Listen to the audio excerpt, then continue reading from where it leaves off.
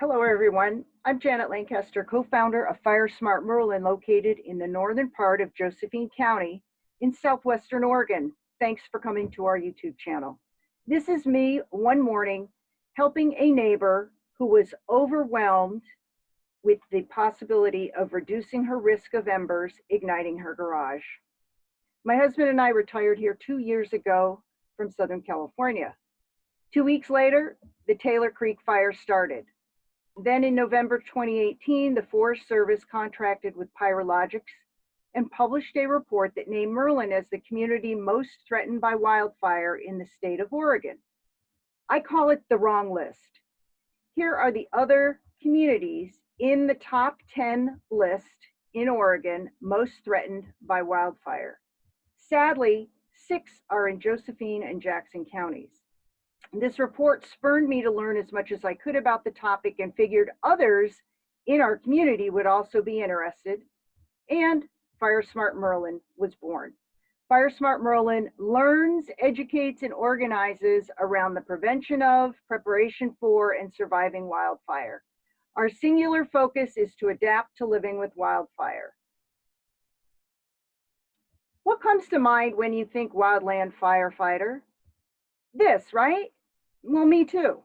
However, in 2018, the Office of the State Fire Marshal spent over half their time and an estimated $15 million preparing homes with insufficient defensible space for an approaching wildfire.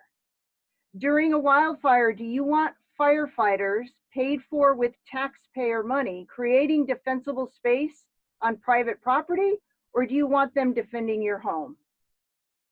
The first feeling people express when we talk about creating defensible space is overwhelm.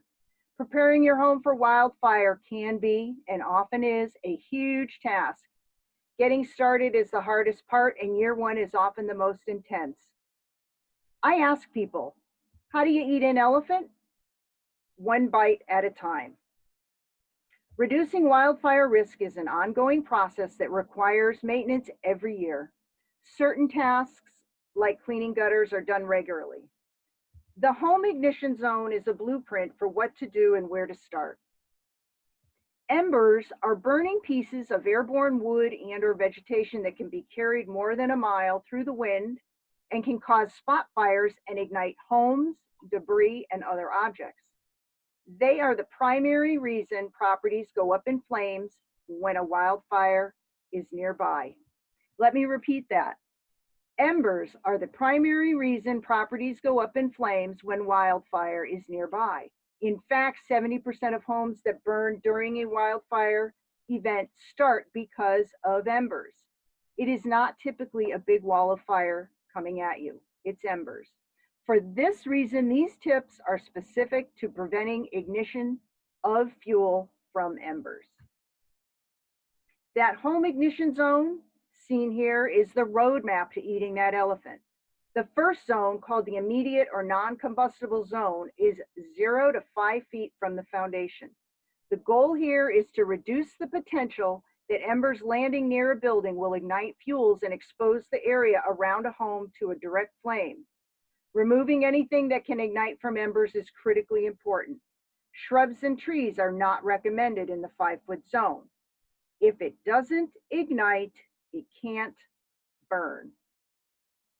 When flames are 5 feet away, a building's surface temperature is below temperatures that could cause ignition. However, corners of a building, 45-degree angles, experience a higher temperature when exposed to flames, even when a 5-foot space is present. Testing has shown that corners can be more vulnerable due to fire spread through fuel such as mulch on the ground. This is because at the same wind speed, wind blowing directly at a wall, a 90-degree angle, will result in taller flames and more radiant heat, while wind on a corner will result in longer flames that are closer to the ground. And bark ignites from embers. Use non-combustible mulch products such as rock or decomposed granite.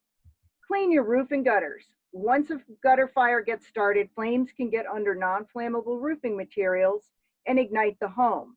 Replace or repair any loose or missing shingles or roof tiles to prevent ember penetration. Building codes require vent openings to be covered by corrosion-resistant metal screens, which are typically 1/4 inch to keep out rodents. However, research shows that embers can pass through 1/4 inch mesh and ignite combustible materials, particularly smaller materials. Embers also can enter smaller screening, such as 1/16 inch, but cannot easily ignite even the finer fuels. However, this 1/16 inch size screening is more easily plugged with wind-blown debris and is easily painted over if you're not careful when repainting your house.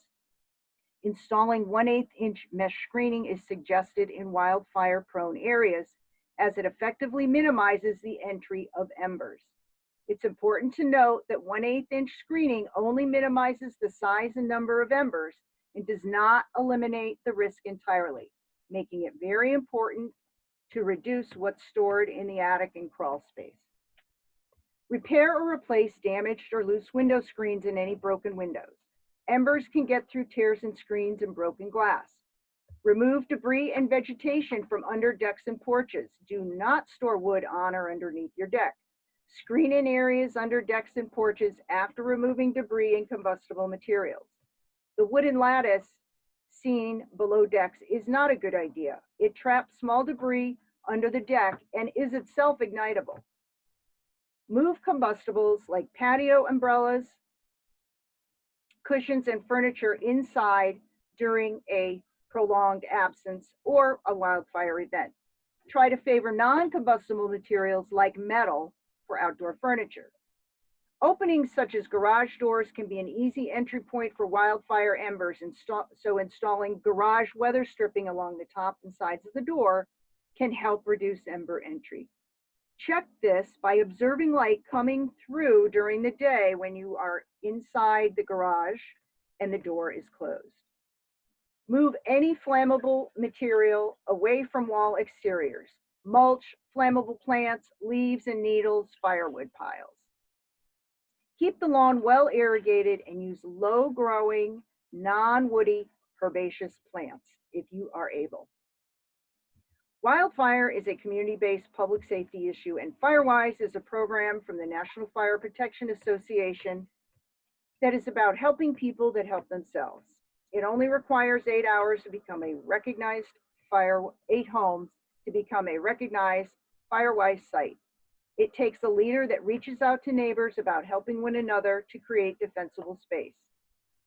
FireWise will provide a chipper for an annual outreach event, and the designation as a FireWise recognized community is especially important during a fire because firefighters know which homes in an area have a high likelihood of being saved and are more safe for firefighters. Citizen alert for Josephine and Jackson County is important so that you can be notified of emergencies. And don't forget about your pets and livestock. The time to figure out what to do in an event is before it happens. The American Veterinary Medical Foundation has a great free how-to guide. The South Lake Fire Council has a home self-assessment and other good resources that you will find useful. You can find Firesmart Merlin on Facebook. Of course, this video is on our YouTube channel. Please like and subscribe. You can also send us an email, firesmartmerlin@gmail.com. I'm Janet Lancaster. Thanks for watching.